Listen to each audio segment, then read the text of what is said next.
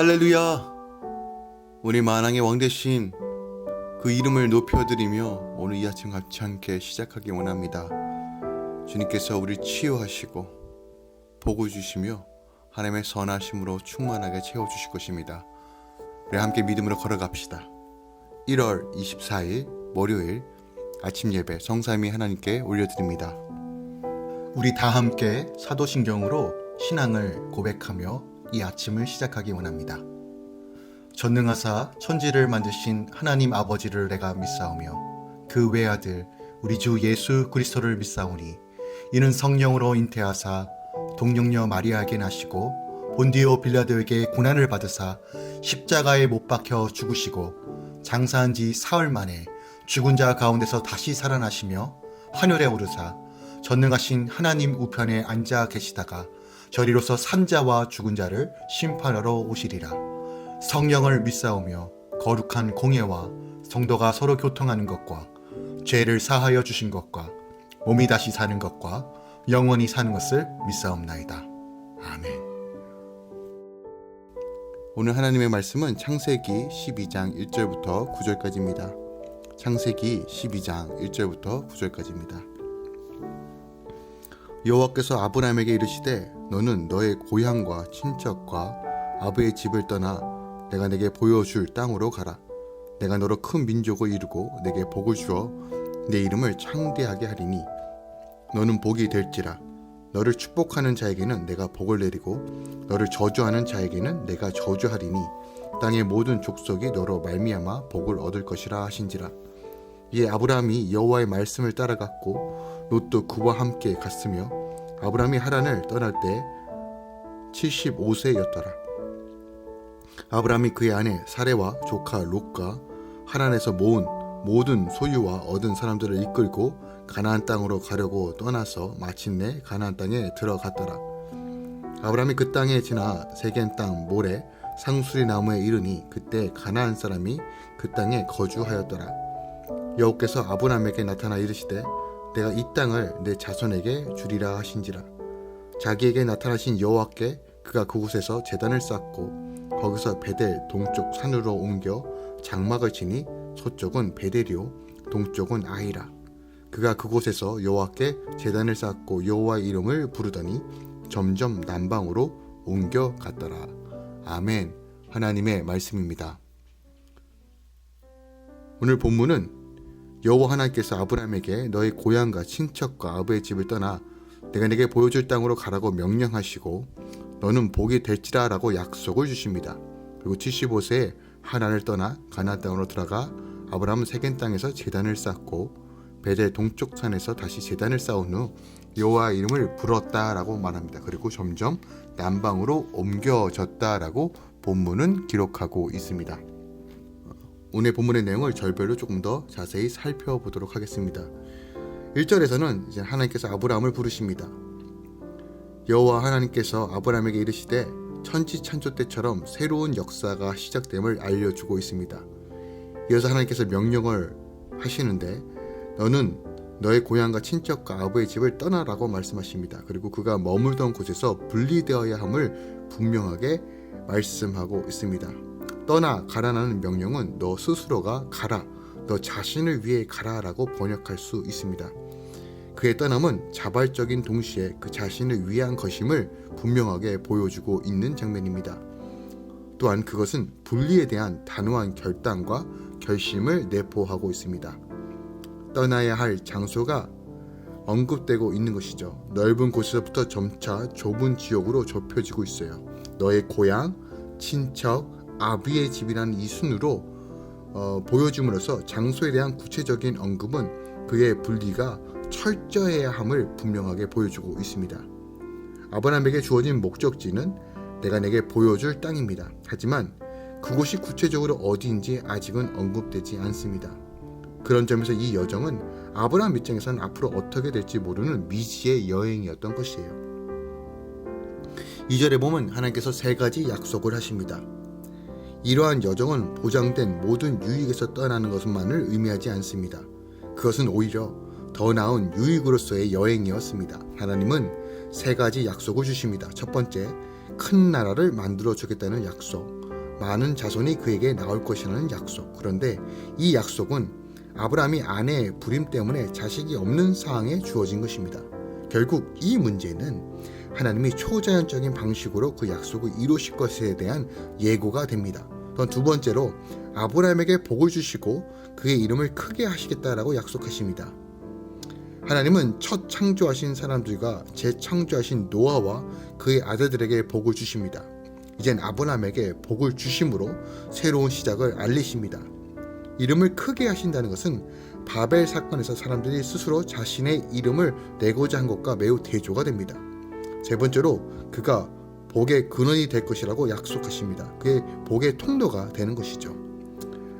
3절에 보니까 복의 통로로서 계속 말씀을 이어주시는데 너를 축복하는 자에게 내가 복을 내리고 너를 저주하는 자에게 내가 저주하리라 라고 말씀하십니다. 복과 저주의 주권을 가지신 하나님이 친히 아브라함을 보호하신다는 의미를 담고 있습니다. 또한 땅의 모든 족속이 너로 말미암아 복을 얻을 것이다 라고 말합니다. 그가 새로운 조상이 된다는 사실이 잘 드러나고 있습니다. 아브라함은 복을 가져다주는 믿음의 조상이 될 것입니다.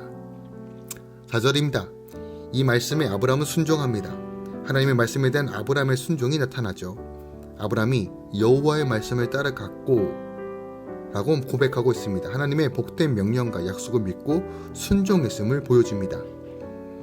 히브리 본문을 보면요, 아브라함은 갔다로 시작합니다.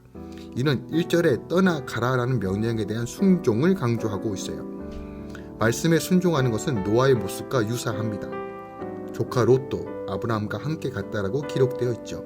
이는 조카 롯이 아브라함과 긴밀한 관계를 가지고 있음을 보여줍니다. 그리고 아브라함이 하나님을 떠날 때의 나이가 75세임을 밝히고 있어요.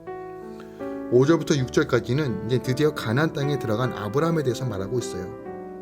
아브라함 일행이 가나안 땅에 들어간 것을 기록하고 있습니다. 하나님에서 얻은 모든 소유와 얻은 사람들이라는 말은 아브라함이 상당한 재산을 소유하고 있음을 말해줍니다. 데라는 우르를 떠나 가나안 땅으로 가려고 했지만 결국 하란에 머물렀습니다. 그러나 아브라함은 하란을 떠나 가나안 땅으로 가려고 했고 마침내 가나안 땅에 들어가게 된 것이죠. 이스라엘 민족이 이집트에서 나가는 것과 가나안 땅으로 들어간 것을 묘사할 때 떠나다 들어가다는 이 말을 사용합니다. 아브라함도 나감과 이스라엘의 나감은 가나안 땅을 목표로 합니다. 그러므로 아브라함이 나간 것은 이집트에서 나간 것, 즉 출애굽과 같은 의미로서 우리가 볼 수 있다는 것이죠. 이런 점에서 아브라함의 분리를 출하란이라 부를 수 있는 것이죠. 가나안 땅에 들어간 아브라함은 그 땅을 지나 세겜 땅, 모래, 상수리 나무에 이르납니다. 그리고 그때 가나안 사람이 그 땅에 거주하였다라고 설명이 기록되어 있죠. 이러한 설명은 아브라함이 얻게 될 가나안 땅은 다른 사람들이 이미 점유하고 있는 땅임을 보여줍니다.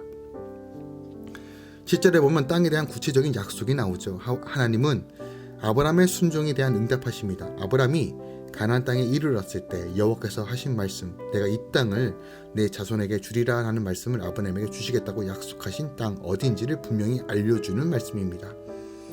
바로 가나안 땅이 1절에서 약속하신 내가 내게 보여줄 땅인 것이죠. 여기서 나타난 자손에 관한 약속과 땅을 주시겠다는 약속은 창세기의 중심 주제입니다. 이에 대한 아브라함의 반응은 자기에게 나타나신 여호와께 그곳에서 제단을 쌓을 것이다. 노아가 방주에 나와 했던 것과 아브라함도 단을 쌓고 제사를 드리죠. 8절부터 9절까지는 제단을 쌓고 여호와의 이름을 부릅니다. 다시금 아브라함의 이동 경로가 소개됩니다. 그는 베델 동쪽 산으로 옮깁니다. 그리고 그곳에 여호와께 제단을 쌓고 여호와의 이름을 불렀고 점점 남방으로 옮겨갔다라고 기록되어 있습니다. 가나안 땅에서 여호와께 제단을 쌓고 여호와의 이름을 부르는 행위는 앞으로 출애굽간 이스라엘 민족이 가나안 땅에 들어가서 하나님께 택하신 장소에 드릴 예배를 미리 보여주고 있습니다. 오늘 본문을 통해서 우리가 생각해 볼 것이 무엇이 있을까요? 먼저 약속을 따라 믿고 순종했던 아브라함의 모습을 통해서 우리가 도전을 받을 수 있다는 거죠. 아브라함의 믿음을 보면 믿음이 무엇인지 잘 알 수 있습니다.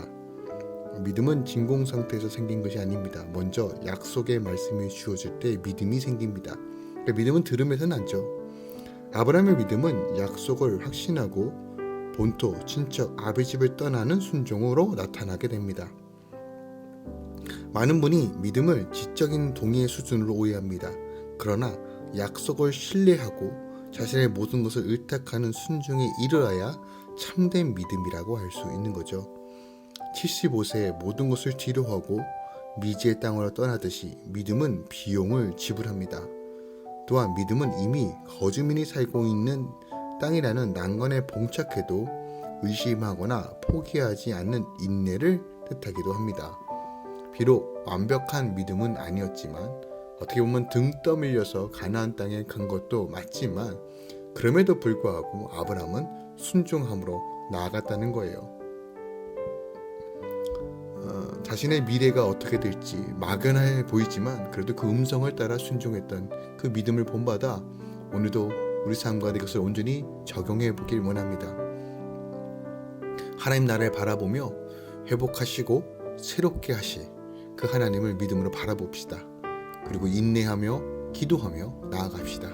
성령 하나님께서 하나님의 뜻을 분명하게 보여주실 것이며 그 약속대로 이루어 주실 것입니다. 기도하겠습니다. 사랑하는 주님 감사합니다. 오늘도 주님의 선하심을 바라봅니다. 약속을 이루시고 성취하신 하나님, 그 언약을 붙잡고 믿음으로 걸어가겠습니다. 우리를 싸매시고 일으키시며 회복하여 주시는 그 여호와 하나님, 아버지를 바라봅니다. 주님 환경에 지배되는 삶, 환경에 따라 좌지우지되는 삶이 아니라 하나님만 의지하며 나아가겠습니다. 주여, 우리를 붙들어 주시옵소서. 특별하게 하나님, 할렐루야 못된 가정들을 위해 기도합니다. 하나님 김선희, 성기훈, 희윤이 위해 기도합니다. 이 가정 가운데 하나님의 온전한 회복하심과 하나님의 기쁨이 온전히 새거지길 원합니다. 주여 이 가정 가운데 인쳐주시고 하나님의 평강과 안식으로 채워주시고 믿음의 확신으로 온전하게 새롭게 하여 주시옵소서. 수고한 손길 가운데 복을 더하여 주시고 날마다 이루시는 하나님으로 기뻐 뛰게 하여 주시옵소서. 주님, 정미영 성도와 나오미와 미아를 위해 기도합니다. 이 가정 가운데 하나님의 복을 더하여 주시옵소서. 특별하게 이 두 딸 가운데 하나님의 지혜와 계시의 눈을 열어주시고 세상을 분별할 수 있도록 도와주시옵소서. 마음과 생각을 지키게 하여 주시고 복음의 능력으로 살게 하여 주시옵소서. 또한 하나님 정미영 성도 가운데 하나님께서 기름을 부어주시고 어딜 가서든 마음과 생각을 지키며 하나님의 영광을 위해 살게 하여 주시옵소서. 주님, 유준호, 민유선, 민서와 미나를 위해 기도합니다. 하나님 감사합니다. 이 가정 가운데 복을 더하여 주시고 날마다 새로운 기름 부으심을 허락해 주심에 감사합니다. 수고하고 애쓰며 다시 한번 나아가는 모든 삶 가운데 하나님의 풍성함을 더하여 주시고 물질을 다스릴 수 있는 권세와 능력도 허락하여 주시옵소서.